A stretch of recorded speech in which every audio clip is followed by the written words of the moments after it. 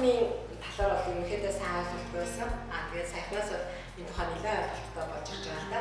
Саяхнаас би тусгай хэлбэл Монгол хүмүүс маань одоо Монгол аутизмтай Монгол хүмүүс маань уулзаад амжилт гаргаад ингээ ирсэн нэг бол сонсоод маш гайхсан байгаа.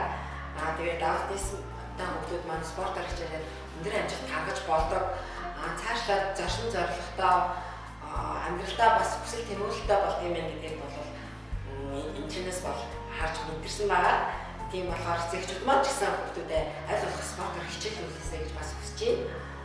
Ер нь бол спорт гэдэг маань бол хүнийг сахилга баттай, зочны зорилготой, хатуужих төвчээртэй болгодог тийм зүйл байгаа.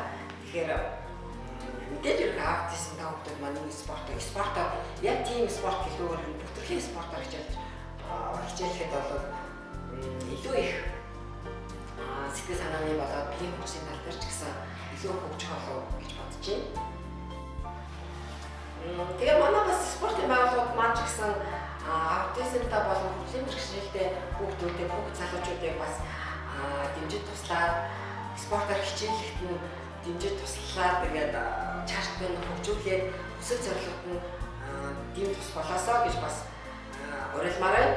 Саяхан ч гэсэн манай бас Монголын одоо мистер Ган Зориг мистер маань хөгжлийн бэрхшээлтэй залуу бүтэн жилийн турш бидээд тэмцээнд орсон байгаа. Тэгэхэд бол маш их хүмүүс бол тэр аюул сайхан хүлээж авсан бүгд баг тэмцээн дээр тайзнаар гараад ирэх нь өрөвжсэн. Тэрнтэй адилхан ч гэсэн аутизмтай хөгжлийн бэрхшээлтэй бусад залуучууд хүмүүсийг бас дэмжиж цаашд нь амьдралд нь бас хөлөө олоход туслаа